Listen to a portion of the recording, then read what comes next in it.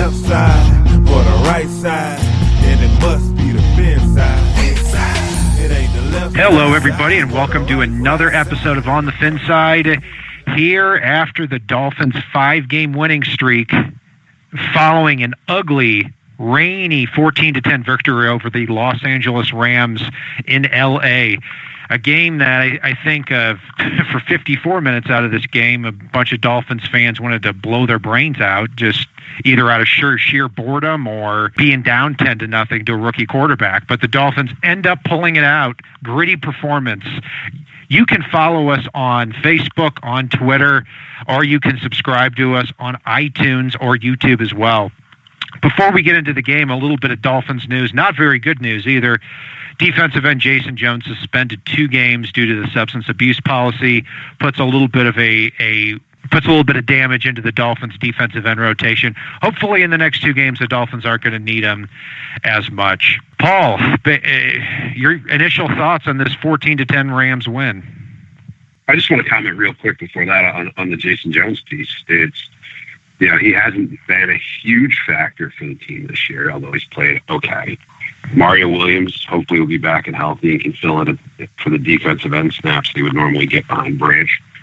And with Earl Mitchell back and the way that he's playing, the middle of the defense is just fine for the roles that he would have played on passing downs. So his role is diminishing anyway. And even though it's a really weird 2-game suspension, considering everyone else seems to get 4-game suspensions, it's hopefully he'll be back and good to go.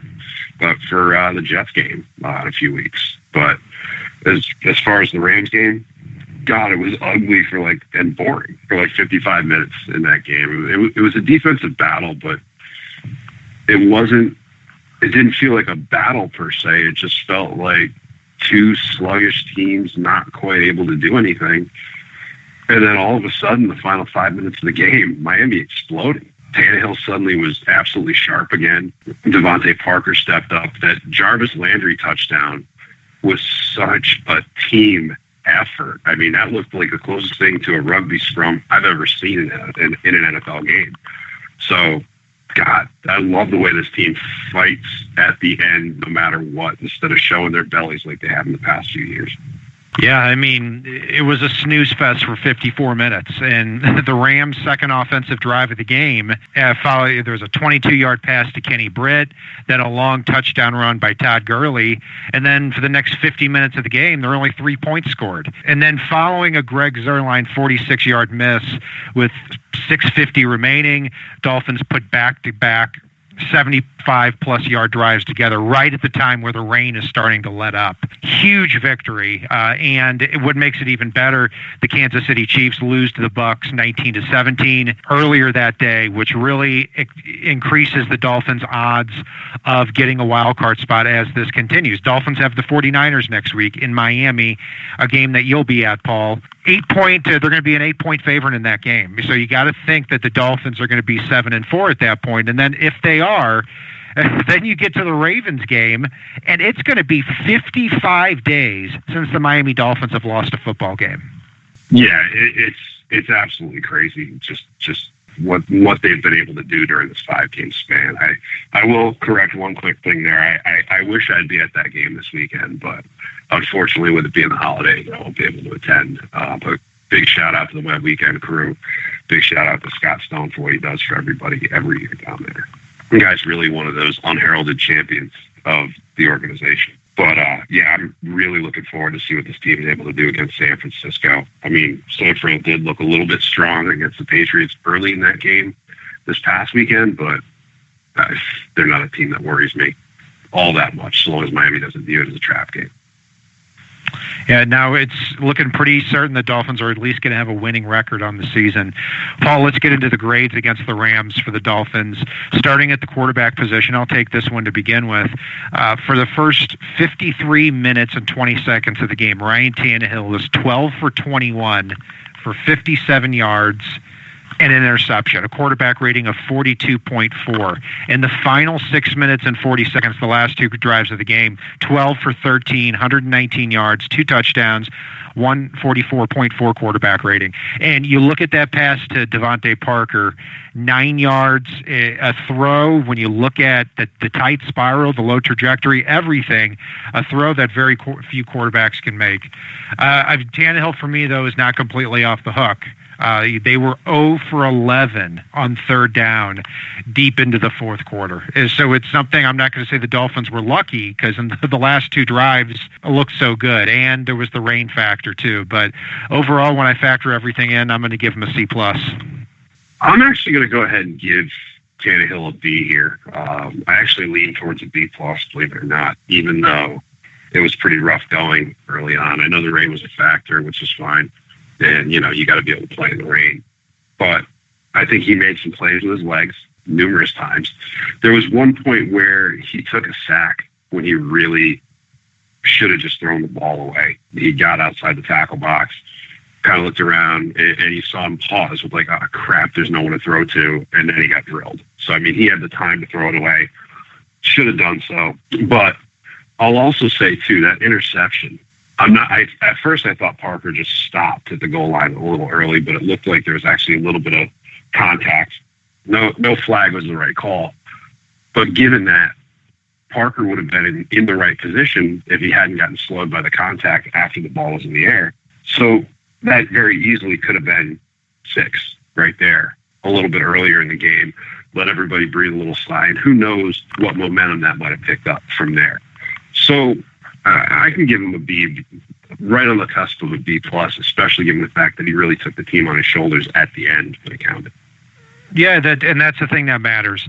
Looking back at the game for Tannehill, a couple of other things is, looking at that play, I wish he would have thrown the ball shorter, because if he did that, then he's got Devontae Parker. He has a whole lot of room to go up and get that football. He throws it deep. Yeah, Parker could have judged it a little better, and Mo Alexander made a great play for the Rams at safety on that play. Also, can't let him off the hook that 2 other plays, passes should have been intercepted by Rams defenders too. But let's leave that go. Dolphins win the game, and it's because of how they played in those final 2 drives. I'll stick with my C+ grade. The running back spot, Jay Ajayi, each and every week, the numbers are not quite as impressive as they were against the Bills and against the Steelers, but still ends the game looking like that powerhouse running back, averaging almost 5 yards a carry. Yeah, I absolutely love what we've seen of Ajayi here. I think going into this game, he needed to average 40 yards a game or thereabouts to hit 1,000 for the year. And I was a little surprised that there were only 16 carries in this game. But with Miami going 3 and out so often, I think that really limited what he was able to influence in the game itself. So at almost 5 yards a carry, I'll give him a B here as well. Wasn't spectacular, but he was getting the job done, and with the opportunities he was given. Kenyon Drake looked okay as well. And Damian Williams, he should have had that little floater pass early. That was another play that could have really tweaked the momentum a little bit. Yeah, I'm going to give them a B-. Ajayi looked powerful, and a lot of the times he was stopped for negative yardage, which was pretty frequent in this game. Can't blame him for. They cheating up on that line of scrimmage, especially in the rain. Finished the game with 16 carries for 77 yards. 36 of them were on one play, so other than the 36-yard carry, he had 2.7 yards a carry. But, I know enough about Ajayi at this point to know that the guy is a monster. Actually needs 33 yards a game in the final 6 games to have 1,000 yards for the season. I'll give them a B-. I'm a little surprised that other than Damian Williams, missed attempt there, that he didn't get any carries. Kenyon Drake did have 1 carry for 2 yards. Going to give them a B-. Paul, the receiving unit, the wide receivers and tight ends, again, it's a tale of 2 different stories. Yeah, 55 minutes of a whole hell of a lot of not much. But then once we hit that final 5 minutes of the game, you saw Jarvis Landry, you saw Devontae Parker really take the team on their shoulders and catching everything thrown their way, putting in that maximum effort to make things happen. And God, I still cannot get over that touchdown by Landry when at first I was watching with my dad and my uncle, and we're all screaming, just go down, because we thought really somebody was going to end up stripping the ball from there. And then all of a sudden you see the entire team come flying in, Steen come in, throw a block, peeling somebody off of him, and just the legs kept driving, and next thing you know, he's in the damn end zone. So they were a critical part of this comeback, but had it rough most of the game leading up to that point. So I've got to go with a B-, believe it or not. And it feels weird to say that, but no, I have a B- as well for the receivers and the tight ends. Yeah, I mean, heading up into the last. Let's take a look at each receiver. Our Parker and Landry. First 54 minutes of the game, Devontae Parker 3 catches for 22 yards. Final 7 minutes, 5 for 57 and a touchdown. Jarvis Landry, first 54 minutes of the game, 2 catches for 1 yard. In the final 7 minutes, 3 for 27 and a touchdown.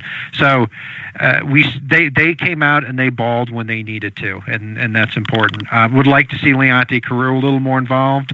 Kenny Stills had this guy, it's feast or famine with him all the time. For every long catch that he has a bonehead play. One of them negating a Jay Ajayi first down in one of the, I think the third to last drive, where Ajayi's got the first down, and as Ajayi's going out of bounds, Stills just pushes somebody in the back. I mean, unforgivable. And but glad it turned out well. Something interesting about the tight end spot, Deion Sims played every single snap, which shows that he may be a lot more involved with this team throughout the rest of the year. I'm fine with that, too. I mean, if you have Deion Sims and Marquise Gray out there as extra blockers, they go out, they catch a few passes every game. Hey, given that what we've seen out of Jordan Cameron, I'm fine with that. This unit for me would have been probably a D or an F heading into the final 2 drives. They came out and they won the game. I'll give them a C+ given that. The offensive line, Paul, really a lot of problems in this game. Injury related. Laramie Tunsil leaves the game with a shoulder injury. We're not quite sure of his status moving forward. Brandon Albert doesn't play. Mike Pouncey doesn't play. But they did pull it together in the final 2 minutes. So looking at that, Sam Young did give up a sack to Robert Quinn. Then from that point, handled himself very surprisingly well with not a whole lot of help. Anthony Steen, I thought, played well at the center spot. On Aaron Donald, Aaron Donald, we didn't hear about too much, and it's rare that we see a game like that. And then at right guard and right tackle, I thought Bushrod and Juwan James did a solid job. I'm going to give this unit a C+. Yeah, I'm actually right there with you. I had a C+ as well for this unit. They gave up 4 sacks to a surprisingly healthy version of the Rams line after all the injury news from last week. Sam Young going up against Robert Quinn for over half the game. And other than that one play, which was a big effort play by Quinn, he didn't give up a sack. You look at Urbic. I mean, one of the sacks came over Bushrod from Easley. I can't remember if the second one was over him as well. But really, I thought the line did a great job, especially given the decimation that they faced from injuries. Like you pointed out before, too, Deion Sims was in on every play. And I'm assuming that was pretty much predominantly to help the offensive line that was so decimated by injuries out a little bit. But I think Miami's really found an absolute gem in Steen. And sure enough, with Pouncey's chronic hip issues popping up yet again, it might be time to start thinking about a few things regarding Pouncey. Yeah, absolutely. The one attractive thing about Pouncey, if he can get in playing shape or get that hip right in 2017, Dolphins would only save about $3.5 million by cutting him for next year. So other than that, though, Steen has got to figure in at center. He's got to figure in in the guard competition next year. I'd like to see him on the field a lot more. Gutsy performance for sure. Defensive side of the ball, Paul, other than the second drive of the game where the Rams start off in Dolphins territory and score a touchdown, they let up 3 points the rest of the game. You can't say many more great things about their performance, even against a rookie quarterback, and even in the rain, still had a great performance. Starting with the defensive line, and Cameron Wake, gets his now his 7.5 sacks on the year, and Ndamukong Suh is his usual disruptive self. Besides a 24-yard touchdown by Todd Gurley, the Dolphins control the run all game. And I'll tell you what, they need to re-sign Andre Branch as soon as possible. I mean, he is giving left tackles fits every week consistently during this 5-game winning streak. So very good job by them, and I think they really set the pace up front. I'm going to give them an A-. Yeah, I'm going to give these guys an A. Their sack total, they only had 1 sack on the game, but they were in Goff's face all day long. They were in helping with the run all game long. And that Gurley touchdown, it was one of those plays that we seem to see each and every week, and Vance Joseph really needs to figure out how to scheme slightly better in this respect, where, given the fact that they're in the wide 9, he's sending his linebackers on a blitz where essentially they're committing to a hole and leaving a big gaping hole there. Your guys that are responsible for the run are leaving a big gaping hole because of the blitz that you've called. And running backs have taken advantage of that for some pretty big gains this year. But that's a little nitpicky. I don't put that on the D line, and it's easily an A for me here. Yeah, Jordan Phillips, too, is somebody. Overall, I've been impressed with his development. I hope he does reach a point where he isn't getting gashed once or twice a game, where he's so wrong in picking the right hole that he makes problems for everybody else. But overall, like Jordan Phillips and promising young player, too. Get Andre Branch re-signed as soon as possible, please. Linebacker unit. Paul, this unit did not have Jelani Jenkins in this contest, and I got to tell you, I think that was a good thing. How do you grade out the linebacker unit?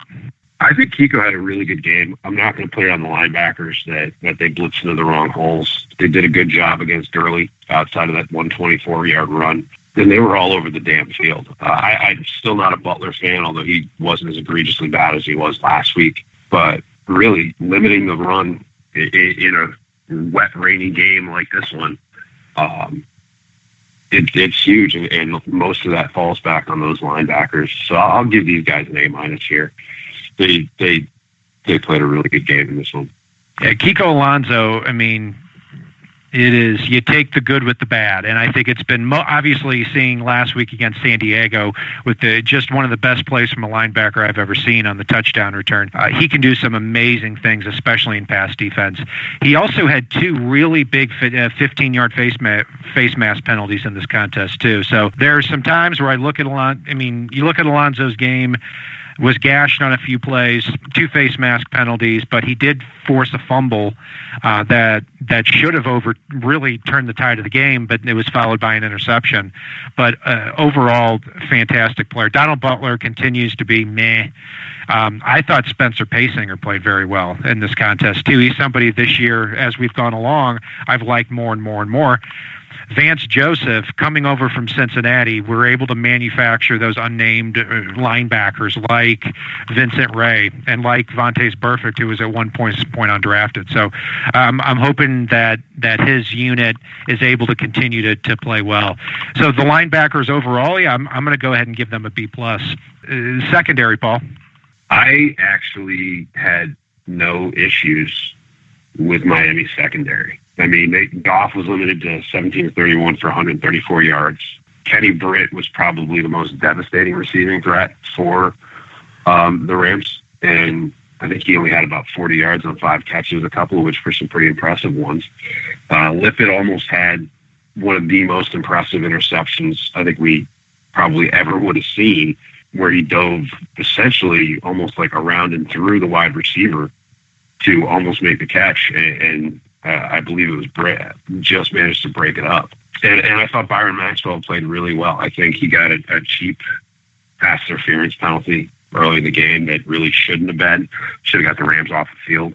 But, I'm not going to slam him for it when it really wasn't a huge thing there. But I think he's continued to play well overall since they've moved him up. And I think a lot of the issues people have with Maxwell at this point really stem from early in the year when they were playing both corners way too far off the ball and putting them out of position to succeed. So the safety position, Bakari Rambo is the Donald Butler of the secondary. But I think Michael Thomas and Issa tend to play very well, and I think they had a very good game this game, again, even if it was a little quiet. So for me, it's a B+ here. Tough day for them to be out there, but they really held their own in the rain. Yeah, I have no problem with the secondary. Even Bakari Rambo in this game didn't have an issue with him, and it shows that regardless of who the Dolphins put on the field at defensive back, they're producing. So imagine as they continue to build this unit over the next few years under Vance Joseph's leadership. Yeah, there were 2 plays on pass interference penalties on Byron Maxwell that I thought were an absolute joke that kept drives going. And yeah, other than that, I mean, Kenny Britt had a 19-yard catch and the first touchdown drive. Other than that, he had 4 catches for 24 yards, and he was their leading receiver on the team. So have no complaints there. Tony Lippett continues to get better every week. Byron Maxwell has continued to play better and better every week. And, I think there's a unique advantage when you look at Maxwell. He shut out Antonio Brown. He largely shut out Brandon Marshall. And now you look at this game again, goes up against Kenny Britt with a rookie quarterback, mind you, and does well and holds them to 5 catches for 43 yards. I give this unit an A. Looking at the special teams unit, what do you make of it, Paul? Well, you know what? I believe the number of extra points this year, I don't remember exactly, but I thought there were about something like, I don't even want to begin to guess, but you see the number of extra points missed around the league just this weekend. I've got to give Andrew Franks a little more credit than I think we really have been, because other than some struggles early in the year, he's really done a great job. Didn't have any field goals to kick. I would have loved to see him kick the ball in the end zone, but he's kicking on wet grass in the rain, and I'm okay with that. I think the return game was mildly unexciting in this one. And really, Matt Darr was a superhero going out and getting more snaps than a number of players did on defense, I believe, in this game. And I think he finished with, was it 10 punts? He had 10 punts. So I'll give this team an A. There were no major flubs. And really, in a game where Darr was punting that often, to keep the field position game going and to have no mistakes and really be able to keep a hold of the ball on that many snaps. I've got to give them an A, because they very easily could have ended up being the deciding factor if any mistakes were made on those 10 punts. I'm going to give him a B because of Matt Darr. I mean, it's got to be one of the best punters in the league at this point. 10 punts, average of 42.6 a punt in the rain. He other than the drop a few weeks ago, man, the guy continues to even be, I'd say, better than Brandon Fields was back in the Tony Sperano days. I mean, just continues to do so well. Andrew Franks, you're right. And I'll tell you what, Paul, I guarantee you next week now he misses an extra point because you said that. But you're right. He does hit those extra points, and his longest for the year is 41 yards, but he hasn't been asked to kick anything very long either. So the reason I give them a B, and probably would give them lower for a couple of reasons. On kick returns, Kenyon Drake took the ball out of the end zone, which I think largely you should never do, and gets it back to the 14-yard line in the fourth quarter. That put the Dolphins back to begin with. Jarvis Landry catches a punt and turns around and loses some yards on it. And other than that, the Dolphins didn't have any returns. And you look at the last drive of the game, Andrew Franks kicks the ball. Benny Cunningham takes it out. One missed tackle away from taking it to the house, and he returns it to the 42-yard line. So there were a few faux pas in the game. Luckily, they didn't cost the Dolphins any there, but overall, I'm going to give this unit a B. So, Paul, a few other pieces of news, too. The Dolphins did release Chris Culliver here early in the week to make room for center Jake Brendel after Mike Pouncey's injury. I'm a little disappointed by this. They signed him to a contract. I'm expecting him to get into the lineup a few weeks in. They put him on PUP. He's not ready when he comes off PUP. And now they release him for, a camp body type center. What do you make of this? I think the fact that he came off PUP and really never was ready to go, combined with the progress we've seen out of Lippett and Maxwell throughout the year, really, unfortunately, made him a little bit expendable if he wasn't able to get healthy or wasn't able to show anything once he got healthy. I mean, we really haven't heard much of what went on with him after he came off of PUP. But honestly, the guy got a paycheck for weeks, perhaps a season, for hanging out. God, I wish I could join an NFL team in the Chris Culliver at this point, because, hey, that'd be great.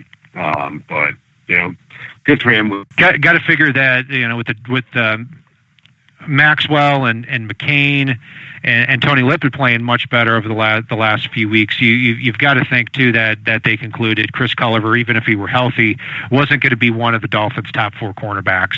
I'm looking forward to Xavier Howard coming back too, because I think he adds a lot, even if he's only a 4th cornerback when he gets out on the field. Paul, before we call it a night, anything else you want to mention? Actually, there's 2 things. One of them actually came from Rick from the Nova Dolphins Fans, where he was asking about possibly going after Malcolm Butler, who's going to be a restricted free agent this coming offseason with the Patriots, and what our thoughts were around that. I know he's going to command a pretty decent salary, and there's probably some draft compensation that would have to go back to the Patriots, which I hate giving them another draft pick. But what do you think on that one? Looking at his I'd really have to be aware of his contract, but I would imagine he'd be a restricted free agent, at which point, if you're going to get Malcolm Butler, he's probably going to cost you a first-round pick, and you're going to have to pay him $12 million a year at least, given that he's a Pro Bowler and how young he is and former Super Bowl MVP. Yeah, he'll be a restricted free agent in 2017. So I wouldn't do it for him, but one player to keep your eye on maybe in free agency is Dre Kirkpatrick. He played for Vance Joseph. He played for Vance Joseph, and former first-round pick has gotten better every single year. And if I'm the Dolphins, I would rather they go the veteran route of cornerback in free agency, lock that position down, have the younger guys there, and then from that point, you don't have to do anything at defensive back if you just sign that one guy. And then you can focus the rest of your resources on resigning your own players, committing to the draft. I think that's the direction that they should go. But the short answer is I don't think the Patriots would trade him unless they thought much lower of him than other people did. And I think first round pick or a second round pick and $12 to $13 million a year is going to be too much. Yeah, and one thing I'll add on top of that as well is you have to sign him, since he's a restricted free agent, to a contract that is prohibitive to the Patriots. So you can't lowball negotiate with the guy to do so, because the Pats can go, you got him to agree to $9 million a year, sold, click, we'll take that, and he's theirs. So it's and I'm sure they're winning the division would convince him to stay. He seems to enjoy playing up there. But regardless, the other thing that a lot of folks have been talking about is the fact that they think we need 3 corners this offseason. I think something you just said really leads us to the point that I don't think Miami does need 3 this offseason. With Xavier Howard, Bobby McCain, Tony Lippett, and Byron Maxwell, really, the only thing I'd like to see is somebody truly seize the reins as an alpha corner. But other than that, other than if the right corner fell, I mean, they're able to play games in free agency a little bit with like Dre Kirkpatrick, like you talked about. And if the right safety to come in and either be a backup or maybe unseat Caduce, even though I don't have a problem with the way Caduce is playing, were to fall into Miami's lap, I wouldn't be opposed to it in the offseason, just because I love when a team has 2 dominant safeties in their secondary, and that's just a personal preference at that point. But that's kind of nitpicking to the secondary. I don't know what your thoughts are there. Yeah, I'll stick with what I said at the corner spot, that I think that if you get Xavier Howard back, you can legitimately head into next year with Xavier Howard, Tony Lippett, and Bobby McCain as your top 3 guys, and you may be able to cut Byron Maxwell. I don't know if you want to do that anymore because he has been playing much better over recent weeks. So if they signed a Kirkpatrick, I think that it would be with it'll be because they had cut Byron Maxwell. But we'll see on that. And maybe they don't have to at all. That's where Vance Joseph, Lou Anarumo, the defensive backs coach, their leadership and their guidance in this unit allows the Dolphins to actually get some big, fast players out there and know that they're going to be developed. Where in the past under Kevin Coyle, we're putting proven player back there year after year after year, and they're getting beat up because, well, it's Kevin Coyle's scheme. Yeah, I'm with you on that. So, other than that, I didn't really have too much more for this week. I know we're going to have our preview show later in the week, and I'm definitely looking forward to that one. As am I. So we will wrap it up, and if it's not on the right side and it's not on the left side, it is on the fin side. Solo D, take us home. It ain't the left side or the right side, and it must be the fin side. It ain't the left side or the right side, and it must be the fin side. Listen, Dolphins fans across the land all tuning in to see what Brian, Cat, and Paul about to do again. We rep our team, you can't change, stop, or ruin it. All we need is to figure what to do to win. Fans Radio, live and direct. Win or lose, we showing up for every contest. No puppet talk, it's all raw and unfiltered. Voice of the fans when the season looks peculiar. Rockin' apple orange over here, then you familiar. Every week they coming through our speakers to fulfill the crave we have to hear about our team and all the latest news. Vets the rookies trying to make the team, paying dues. Current players and alumni interviews. City to city, state to state, follow the moves. Call the hotline, Dolphins talk set to go. Best sports team and show all across the globe. It ain't the left side or the right side,